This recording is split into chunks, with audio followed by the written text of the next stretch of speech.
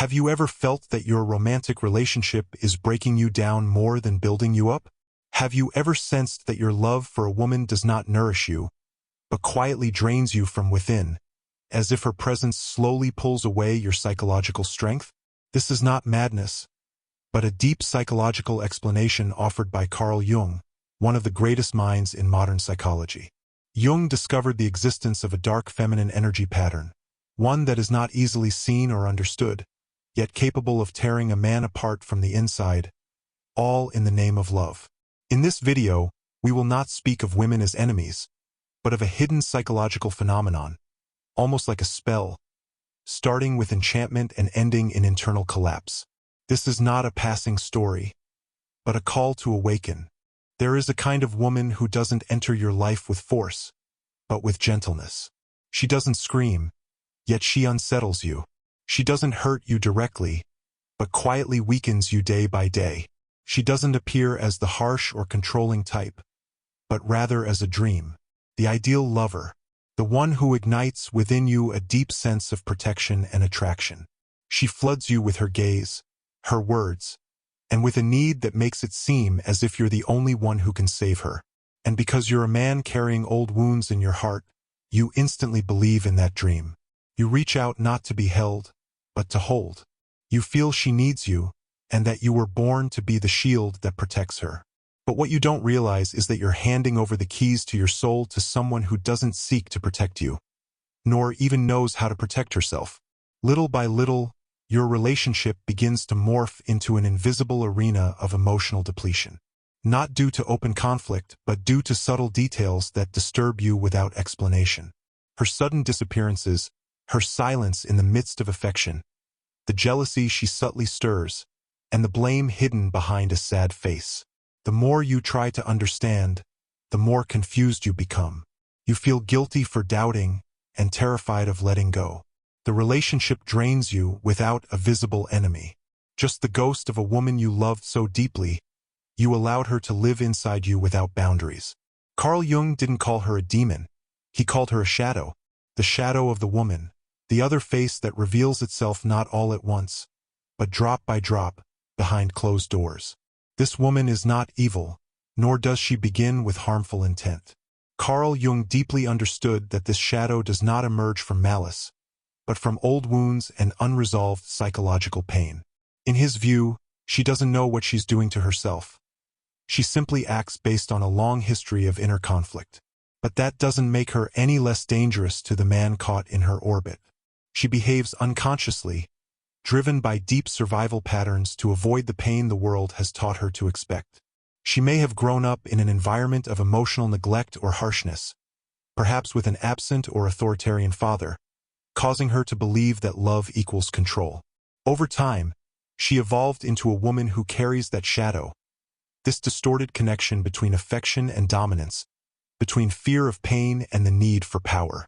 At first, she may seem joyful, charismatic, everything you dreamed of, but this doesn't last.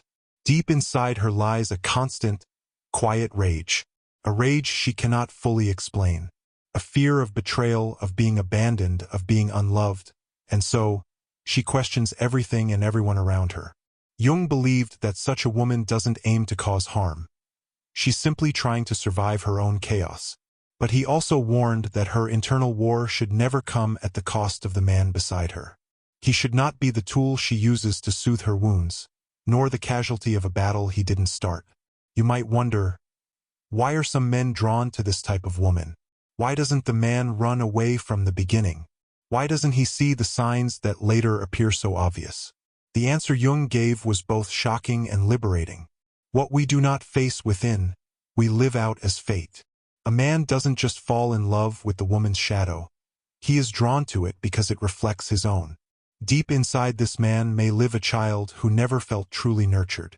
Perhaps he sees himself as a savior, so he's naturally drawn to a woman who appears as a victim. Or maybe, buried in his unconscious, lies the belief that he doesn't deserve love. So he seeks a woman who makes him suffer to prove his worth. Here, the man isn't just a victim, but an unconscious partner in this psychological theater. He chooses, without realizing it, the woman who replays his old wounds, forcing him to face them again. And if he doesn't, he keeps spinning in the same cycle from one relationship to another, repeating the same pattern and the same collapse. The danger lies not in the woman herself, but in the illusion she creates, and the man's surrender to that illusion. At first, everything seems magical. She mirrors his desires, his hopes, even his traumas. She doesn't just see him, she reflects him. She becomes the answer to his loneliness, the salve to his wounds. But soon the lines blur. Her affection turns into expectation. Her vulnerability becomes a weapon. Her love starts to demand more than he can give, not in actions but in essence. She starts to drain his energy, not with harsh words, but with subtle guilt. He begins to feel responsible for her happiness. He sacrifices his boundaries, then his voice, then his self-worth, all while still calling it love. Carl Jung warned against this spiritual erosion.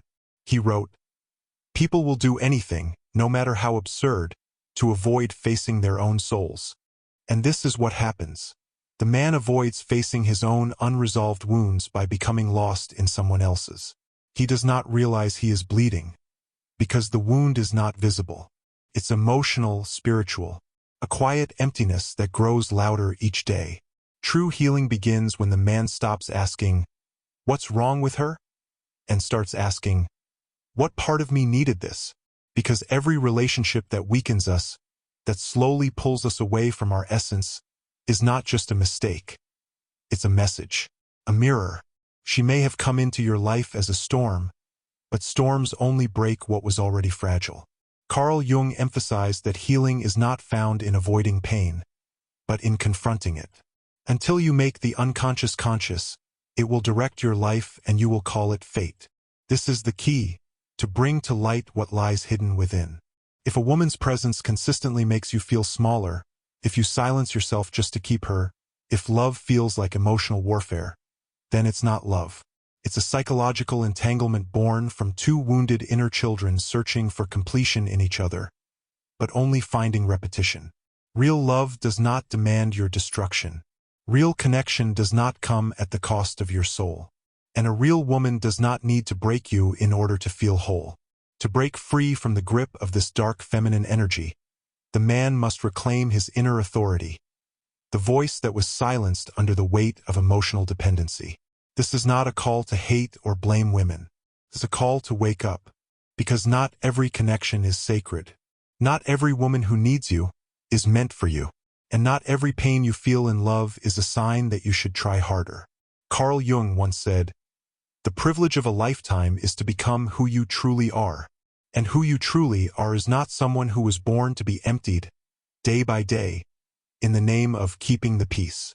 You were not made to walk on eggshells around someone's wounds. You were not created to be the emotional container for another's unresolved trauma. Real partnership is not about saving someone from their shadow. It's about each person doing their own inner work and choosing love from a place of strength, not survival. Protection begins with awareness. Recognizing that you are caught in a draining dynamic is the first step toward reclaiming your energy and your sense of self. Carl Jung taught that shadows are parts of ourselves that we deny or reject, and when unacknowledged, they control us unconsciously. The same applies to relationships. If you ignore the signs of emotional depletion, the shadow within will grow stronger. Setting firm psychological boundaries is essential. Learning to say no when you feel overwhelmed is not selfish. It's an act of self-respect. It means refusing to let fear of loss dictate your actions, and refusing to lose your voice in the name of love. Rebuilding yourself means returning to your core, rediscovering who you are beneath the layers of expectations, guilt, and compromise. Spend time alone. Reflect deeply. Ask yourself, who am I without this relationship? What parts of me have I neglected? What wounds am I trying to heal through another? Jung reminded us that healing comes from consciousness, from bringing the unconscious into the light. Only then can you break free from patterns that trap you. This journey is not easy. It demands courage to face the darkest parts of yourself and the illusions you have lived by. But as Carl Jung profoundly said, one does not become enlightened by imagining figures of light, but by making the darkness conscious. If your love is making you smaller, if your soul feels drained, remember, true love uplifts. True strength lies in embracing your shadows and choosing relationships that honor your whole being, not diminish it. The woman Jung described is not an enemy but a mirror, and the real battle is not with her, but within yourself.